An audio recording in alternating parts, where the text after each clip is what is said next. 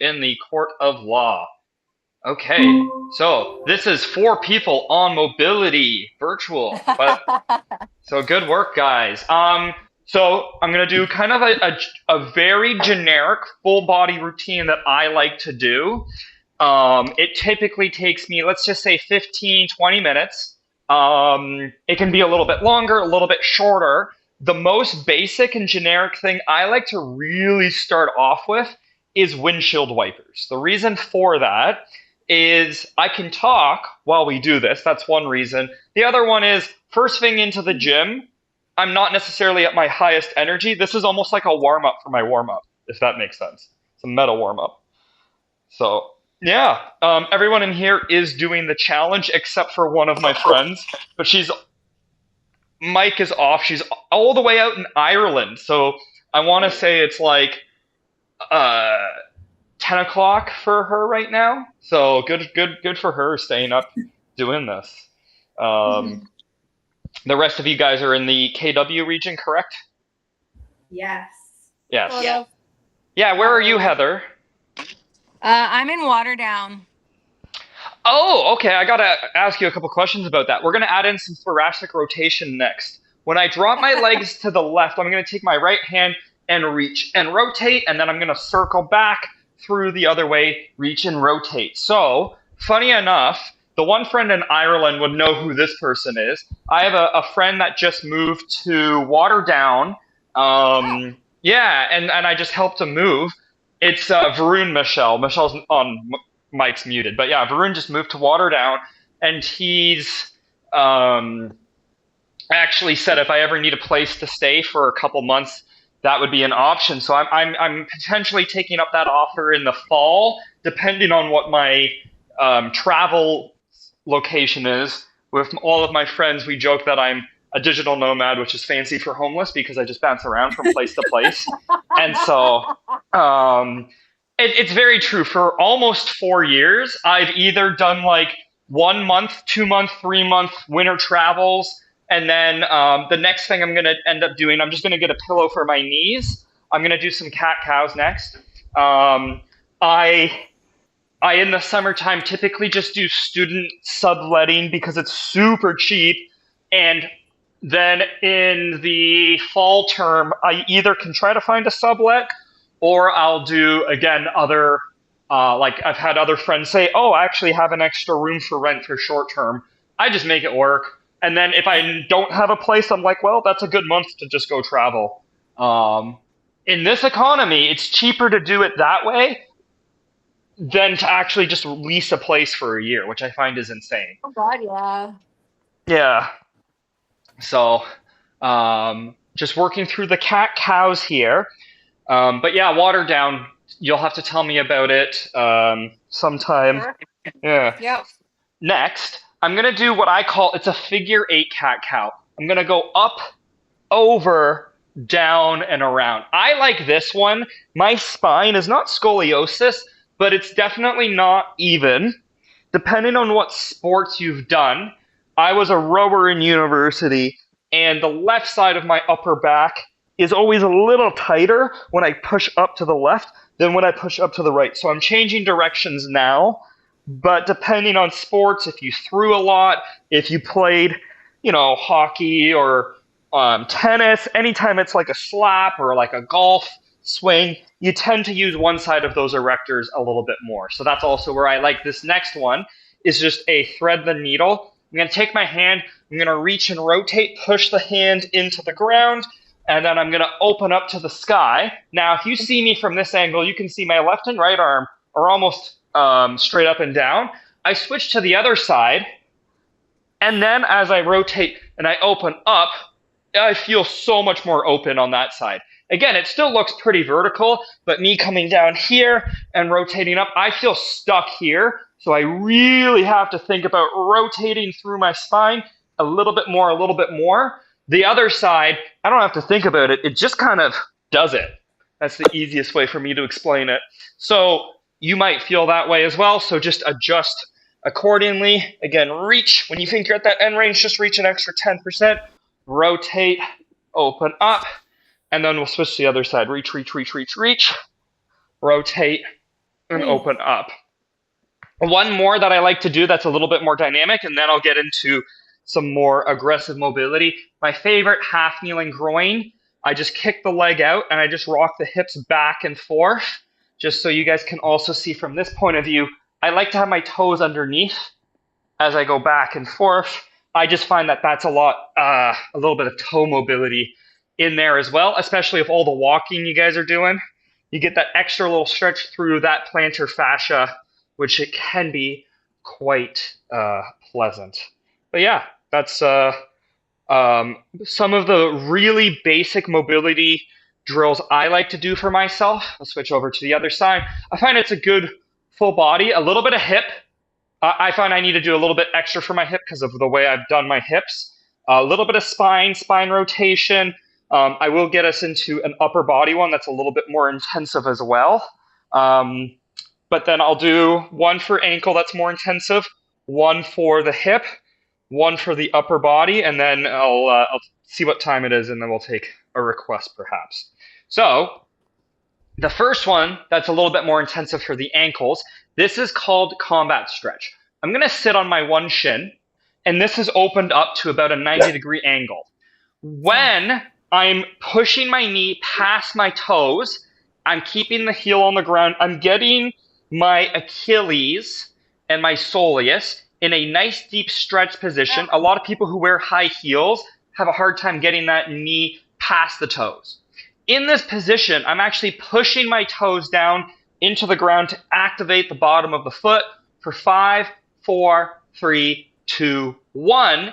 And then I'm actively trying to pull the toes up and pull the foot up to activate the front of the shin in this end range position. I'm not leaning back to lift up like this. I'm constantly leaning forward, lifting up for 5, 4, 3, 2, 1, and then I'm pushing down. Position stays the same, but when done right, the tension will be different.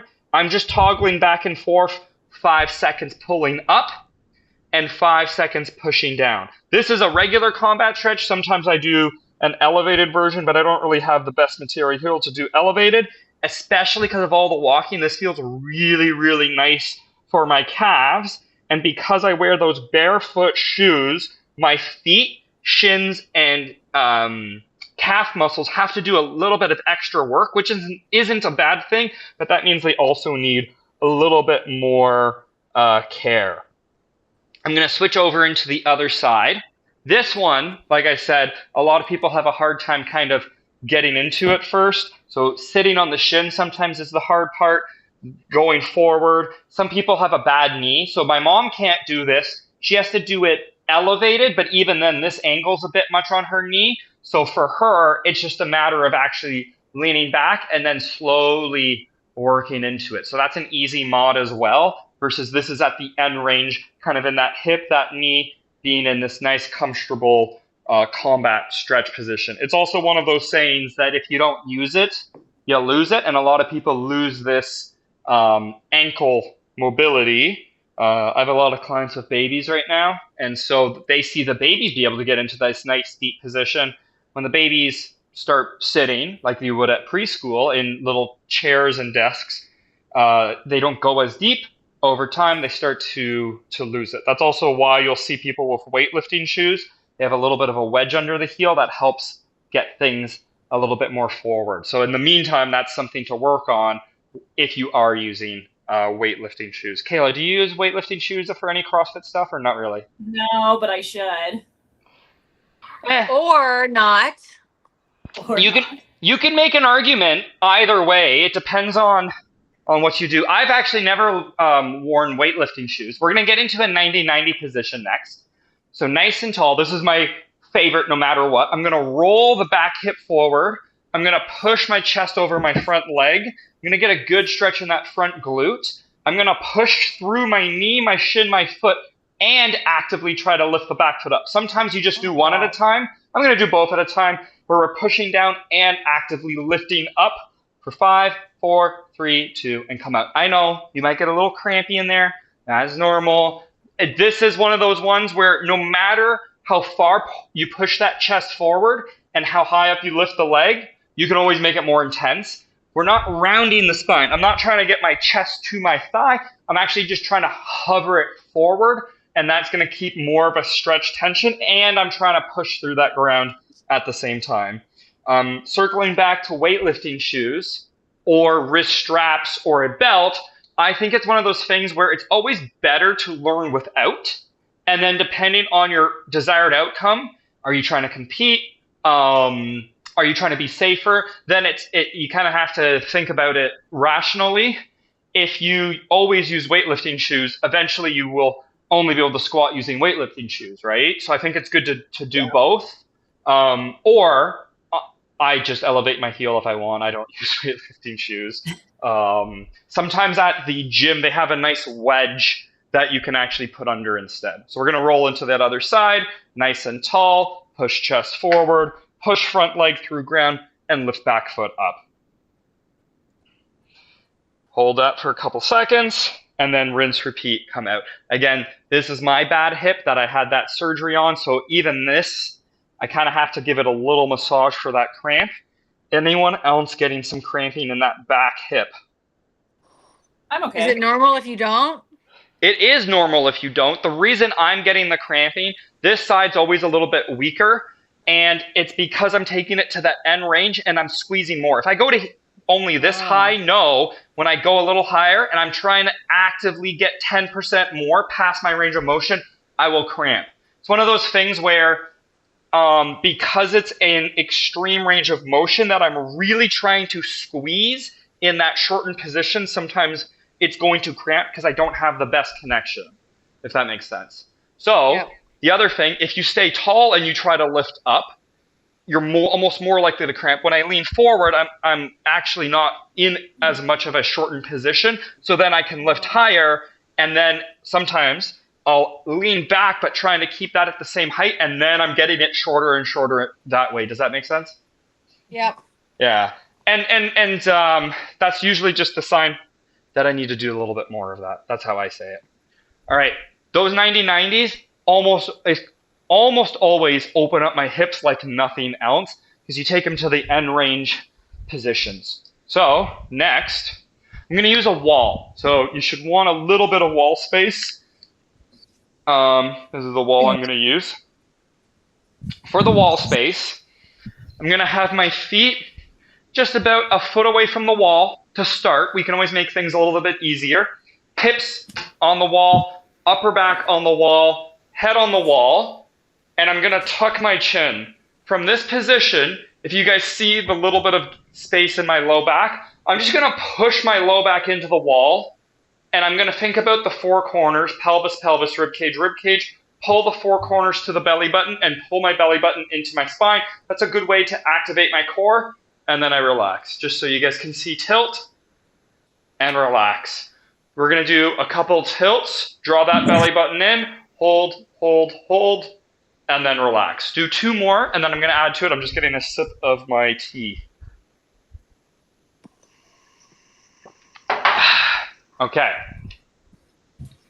So the next step is what I would consider a wall slide or zone 1, is what I typically call it. My arms are going to be up now. I look like, cops like freeze, put your hands up, arms are up, elbows at 90, armpits at 90, and I'm looking to get my wrist into the wall. People typically cheat by pulling the hand back. You want to get that wrist onto the wall, keep that chin tuck, and then we're going to push the low back into the wall, draw that belly button in, and you're going to feel that upper back turn on, pull the wrists into the wall, pull, and then we relax. My right side is going to be here, and my left side's there. So I'm really focused on pulling that right side in. It's kind of like a 90-90 for the upper body. So we're going to rinse and repeat, keep the wrists on the wall, really try to pull those wrists into the wall, smash that low back into the wall at the same time. You're getting good opposite tension. You're feeling good traction up that upper back. If you need to take a breather, come down, shake it out, take a breath, and then get back into it. To make it easier, feet further away from the wall. To make it harder, feet right up against the wall, and you can see how much more arch I have in the low back. So much harder to keep that position. Again, I've been over my desk the last couple days, So it's a good way to kind of open up, especially if you're a desk jockey. Um, Heather, you ride horses all day. Is that correct? Not at the moment, but I do ride horses when I can, and I'm on my feet caring for horses and taking care of them all day. Yep. Okay, so my friend Michelle, who's on a mic, she works with sheep, but I know she's done some stuff with horses too. I'm not actually as familiar, although I'm sure it's a completely whole nother world on what the type of mobility you would need for the hips, and you're in the harness and stuff like that. So Yep. I also may need to pick your brain on that at some point. Well, I was going to Although, make an offer. If the place in Waterdown doesn't work out in the fall, I have plenty of extra rooms. okay, live on the farm. You could live on a farm. Fair. I could use the help. Yeah. Big, strong mobility man to help. I probably don't have farm strength if I'm being honest. I'm more city Oh, folk. I have faith in you. I do need to pick your brain on the water down side of things. I will Yeah. I will take a request for one specific body part. Wrist, neck, low back, upper back, anywhere where you're tight. I can, or one or two requests, more stretching wise. Anyone have any? 5, 4. Upper back. Upper back. Okay. So for the upper back, I like this one. So you need something that you can elevate, a chair, a bench, and this is one of my go-to kind of breath ones as well. So you want to focus on taking deep breaths. I'll give us a starter position and then I'll add to it. Hands elevated, child's pose. So again, I have my pillow for my knees. Hands are going to be on the bench. I'm just going to let my head and chest fall through this position. It's shoulders, but it's also upper back, and I'm going to build into it a little bit. But I'm taking deep breaths into my ribs, and that's going to allow my ribs to expand, getting a nice stretch in between those ribs as well. Big breath. Should you feel it pulling in your armpits? You will feel it in the shoulders too, yes. Okay. Yes. Yeah. Because your lat connects your low, it's attached really low all the way up to your arm, right? So that's part of your lat. Upper back's an interesting one. The thread the needle's upper back and spinal rotation. I find this one's a good one kind of for that shoulders, upper back region. Then the next step on is I'm actually going to have my elbows on the bench trying to touch behind the head. Same general idea, but again, taking some deep breaths through this position. Just a little bit more intense, so you can kind of pick which one you would prefer. But yeah, the upper back's an interesting one. The cat-cow is a nice one also kind of for that upper back because you take it into both positions. Well, I'm like lifting water buckets and hay bales all day, so my upper back takes a beating. Yeah. I do have another one. I will get to it. It's again more lat, but it's a little bit of rotation. So the upper back's an interesting one for sure. If I had a foam roller, I would show a way to kind of do a self crack. So I'll go into this, and you kind of have to get creative. You can use a door frame, but something like this is actually really solid for me to hold on to. So I would get into a position like this. So you can see me here. I'm actually going to have my thumb down, and I'm going to grab this, and I'm in almost like a squatted position, and I'm leaning back into it, and I'm actually going to rotate down and get a good stretch into that upper back. I'll show from another angle. This one's a nice lat one. So again, I'm from here. So we would just hold a door frame otherwise? Yeah, a door frame. I used to live in a place that had a pole for pole dancing. It was a friend's place. I also do know how to pole dance. So like I would grab a pole and do that, right? But like the end of a door frame would work. A squat rack would work. Again, thumb is down, I sit into this and I just rotate, and I can allow this arm actually to sink down, and I rotate and open up. I can even change my body angle, kind of working side to side as well. So again, I know this isn't directly upper back. The other one, which not everyone has a lacrosse ball, but using the lacrosse ball in the upper back also would be good. Not quite a stretch, but I definitely think I can get back into that lacrosse ball work for some of these too. So then again, we can switch into that other side, grab, rotate away. Again, taking the deep breaths in that position. And this is just what I happen to have here. But yeah, door frames would also work. Anything that you can really anchor and let your body weight sink away. Does that feel good? It hurts. In a good way? Yeah. Yeah. But yeah, the lacrosse ball. Do you happen to have a lacrosse ball, Heather? I have one of those like acupuncture balls. Okay. You should look into a massage or lacrosse ball. Just order a Okay. lacrosse ball. It's a little bit more smooth. And in the upper back, the feet, the hips, I like to use it for that a lot. I always travel with lacrosse balls. Kayla knows I've done lacrosse ball stuff for that upper back many Yeah, times that's good. before. Yeah. So I love that you travel with one. I travel with one. Yeah. Yeah. It helps my feet a lot.